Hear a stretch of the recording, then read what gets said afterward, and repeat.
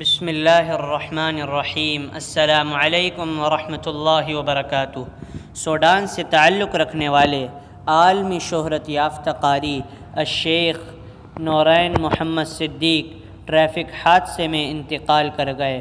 اس بات کا اعلان سوڈان کے مذہبی امور کے وزیر نصر الدین نے جمعے کی شام کو یہ کہہ کر کیا کہ یہ بات بتا کر میں بہت غمگین ہوں کہ آج شام سوڈان کے سب سے مشہور قاری ایک ٹریفک حادثے میں انتقال کر گئے۔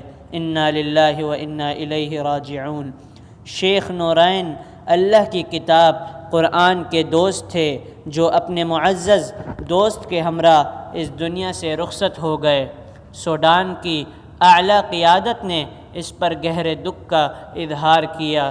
شیخ نورین محمد صدیق کی وفات کی وجہ بہت افسوسناک ایک ٹریفک حادثہ تھا جس کا انکشاف سفر سے آتے ہوئے ہوا۔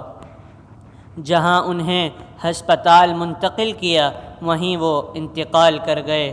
سوڈان اور بیرون ملک میں درجنوں شیوخ، مبلغین، میڈیا پیشہ ور افراد اور مذہبی وکالت کے اداروں نے مرحوم مبلغ شیخ محمد نورین محمد صدیق کی وفات پر شدید دکھ کا اظہار کیا۔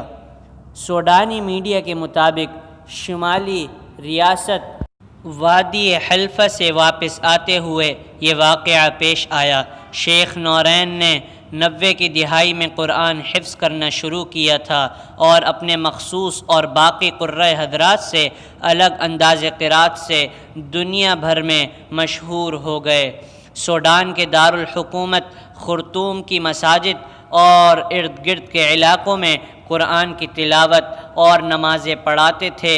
ابتدا سے ہی شیخ نورین کی آواز اتنی پسند کی گئی کہ ریڈیو، ٹی وی، سوڈانی میڈیا، گلیوں بازاروں میں انہی کی تلاوت سنی جاتی تھی اور پھر آہستہ آہستہ ان کی آواز دنیا بھر میں سنی جانے لگی۔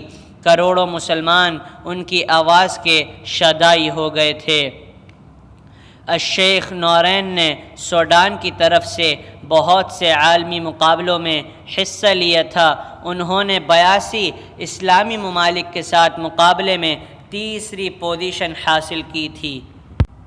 اپنی وفات سے چند لمحے قبل انہوں نے اپنے دوست شیخ سے واٹس ایپ پر بات کرتے ہوئے کہا کہ ہم اپنے معاملات کے متعلق اندھیرے میں ہیں اور نہیں جانتے کہ قسمت ہمارا انجام کیا کرتی ہے، اور چند لمحوں بعد ہی ان کو اللہ کے پاس ملاقات کے لیے پہنچا دیا گیا۔ بروز ہفتہ ان کی نماز جنازہ ادا کر دی گئی۔ لوگ ان کی نماز جنازہ میں بلک بلک کر رو رہے تھے۔ نماز جنازہ میں سرکاری عہدیداروں سمیت ہزاروں افراد نے شرکت کی، جس کے بعد شیخ نورین کو دفنا دیا گیا۔ شیخ نورین تو اس دنیا سے چلے گئے لیکن ان کی تلاوت ہمیشہ دنیا میں زندہ رہے گی انشاءاللہ۔ اللہ تعالی ہمیں بھی اپنا تعلق قرآن سے مضبوط کرنے کی توفیق عطا فرمائے۔ السلام علیکم ورحمۃ اللہ۔